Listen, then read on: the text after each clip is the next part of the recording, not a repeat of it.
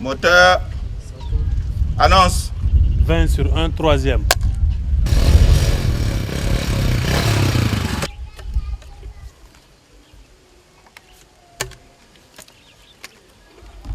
Salam. Salam. Sors ici si tu es un homme. Tu m'as fait mal comme ça. Tous mes bébés sont en train de mourir un à un à cause de toi. Et maintenant c'est à ma famille que tu veux t'attaquer. Sur ces images, André Bougouma.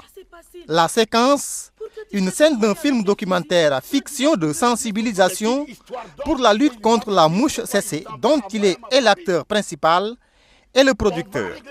Un film déjà en post-production, mais qu'il n'aura même pas le temps de visualiser.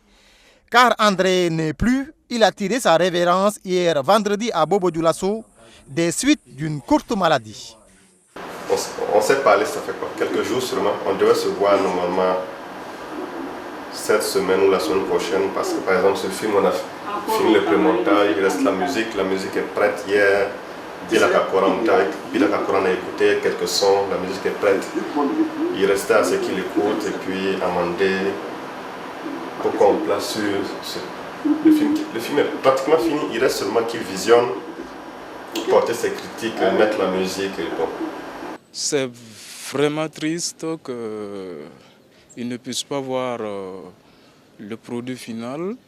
C'est déplorable, dire même injuste, parce qu'il tenait à cœur ce projet, il a mis toute son énergie dans ce projet. Et rien que hier matin, on était en communication sur la possibilité de venir voir le mixage du film. Mais c'était vraiment déplorable qu'on apprenne dans la nuit qu'il nous a finalement quittés. Franchement, j'ai pas de mots à dire. André Bougouma pour sa famille, Tonton Brahma pour les téléspectateurs, un personnage dans la série télévisuelle Les Bobo Diouf, série qu'il a révélée au grand public. Tonton Brahma, une figure, une grande gueule que producteur et comédien pleure aujourd'hui. Abattu, très abattu, parce que on n'y peut rien, c'est la volonté de Dieu. C'est Dieu qui décide, nous sommes tous appelés à partir un jour. On retient de lui quelqu'un qui était rigoureux, qui aimait ce qu'il faisait déjà. On a perdu tonton Brisson, on a perdu tonton Abi l'année dernière, maintenant c'est tonton Brahma. C'est triste, quoi. Ça nous fait de la peine, quoi. Parce que, bon, c'était la grande gueule dans la vie, mais c'était la grande gueule dans Bobo Diouf, mais bon, on l'aimait bien, quoi. On l'aimait bien quand même, et puis apparemment les téléspectateurs l'aimaient bien. Quelle dose ça? Maman, ce n'était pas assez. J'aurais dû vous poser correctement, Fati, quoi. Ouais, mais de toute façon, Maï, tu étais nul, là. Complètement nul.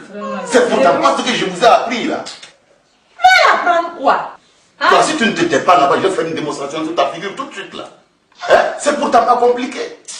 Tonton Brahma est certes burkinabé, mais son talent a dépassé largement les frontières. Sa rigueur, sa passion et son jeu d'acteur ont fini par faire de lui la tour de contrôle de cette série à succès.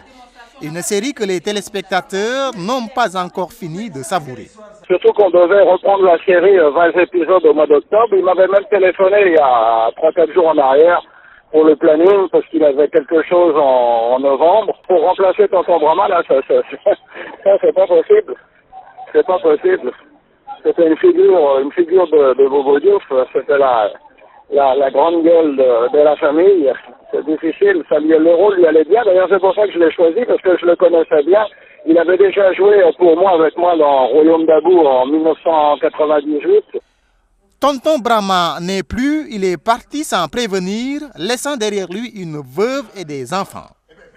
Tonton Brahma laissera également dans la série Les Bobo Diouf un vide difficile à combler. C'est donc toute l'Afrique, tous les téléspectateurs qui pleurent l'homme. Adieu l'artiste. De toute façon, Maï, tu étais nul, là. Complètement nul. C'est pourtant pas ce que je vous ai appris, là. Mais apprendre quoi? Toi, si tu ne t'étais pas là-bas, je vais faire une démonstration sur ta figure tout de suite, là.